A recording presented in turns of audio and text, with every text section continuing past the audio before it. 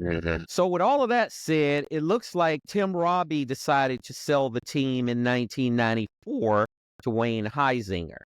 Wayne Huizenga ended up purchasing the team for $138 million in 1994. Wayne Huizenga was the original founder of Blockbuster Video. Blockbuster Video was pretty hot back in the early 2000s, the mid to late 90s to 2000. You go to the store, you rent a video, you rent a Mhm. DVD, and they didn't even have DVDs. They were like tapes, Yeah. these big, huge VHS tapes where you could Mhm. go rent a movie, keep it for 3 days, or depending on your arrangement with the contract, and you return the movie. And Wayne Huizenga, which was his real name, made a fortune off of Blockbuster. And he got started in the waste business Yeah. in Hollywood, Florida, where he basically got his first contract with the city of Hollywood to pick up garbage Yeah. for the city of Hollywood and the surrounding areas of Hollywood. And I want to make sure I validate that, and you would know better than I do, right? I mean, he did start a waste company Okay. back then, which we consider back then, it was basically a garbage company. They picked up Mhm. garbage and waste. So his company grew, and you ever seen these trucks WM? Waste That's man- called waste waste management. management. It Mhm. grew into waste management. So that was Wayne Huizenga's claim to fame, was waste management. That expanded out. Then he invested in Blockbuster Video, which they had Blockbuster Video stores all over the country All over the back then. country. Yeah. We had one over in Hawthorne, California. I would Yeah, always go everywhere. to that one. Every corner. Every street corner, Yeah. they almost had a Blockbuster back then.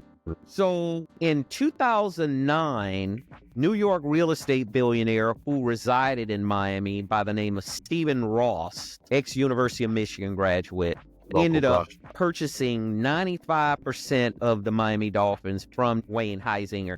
So initially, Ross bought 50% of the deal initially to invest in the Right. team. Right. And then it looks like he closed on the purchase an additional 45% of the team, which happened in 2009. Yeah. And once that happened, he owned 95% stake in the team. And pretty much Ross has been running the team since then. I think a year or so ago, and it may have been early this year, he wanted to sell some stake into the franchise, and I didn't take that information down.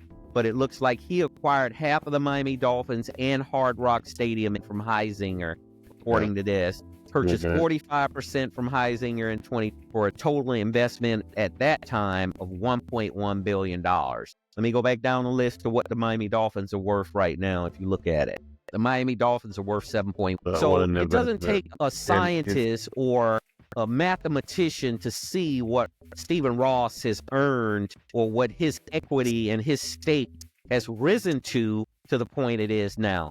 So give me some feedback and give me some of your input into Stephen Ross's investment. Well, let's start with Joe Robbie, his initial investment of the team, all the way to Wayne Huizenga's investment into the team until Stephen Ross, who's still current owner of the team. What's your takeaway from all of that? Well, it's a little deeper than that with Huizenga, because Huizenga not only owned the Miami Dolphins, he owned the Florida Panthers at the time too. He had the hockey team, so he had two franchises here in Miami. But the thing is, he wasn't a guy who liked to spend money. He just, boy, it was what a lucky individual he was, because he won a championship in hockey, and he, had the Dolphins. The Dolphins never won a championship with him, but they had some really good seasons under his leadership. But I think where he went wrong is he didn't spend the type of money that they needed on the football team to be a championship caliber team. He got, Jimmy Johnson came in there as a coach after Don Shula, and then, they was getting on track to win, and he just backed off spending the money. If he would have did that, and he wasn't running the organization like a guy who was really hungry for a championship, he just was a money grab guy, and he jacked up prices on everything where the local, average guy couldn't go to the game, which is, I think, really sad to say a guy will go work hard all week and he can't take his kid to a football game. So that kind of stuff bothers me as a person who loves the sport and would love to see everybody get an opportunity to go see a professional football game, because it's very exciting to see a game and to bring kids where they will never forget that moment where they seen games. You got some families that's well off, they take their kids there, because they got season tickets, but the average little kid can't go, and the father can't take his family there because things are so pricey. You get it to go to a game where you don't pay $200 for a ticket, then the parking is another $50, to $60. And then if you want to eat a hot dog, that's another $50 if you want to buy a Coke and some fries and a hamburger or something for your family. So you're going to spend $500 if you're going to a game. So that part right there shows you how lucrative this sport is, and that's not even talking about buying the memorabilia, the signed jersey, the That's right. posters, the That's all stickers the for your licensed car. gear and all of the Man, licensed, dude, they you know, reckon it in. They reckon it in. They reckon it in severely. So, that's the margin for what you see in this professional game. Now, going back to Stephen Ross was a guy, when he took over the team, I thought it was a very strategic type of deal what he did. He got some of the local superstars here, like Gloria Estefan, and of course the Williams sisters.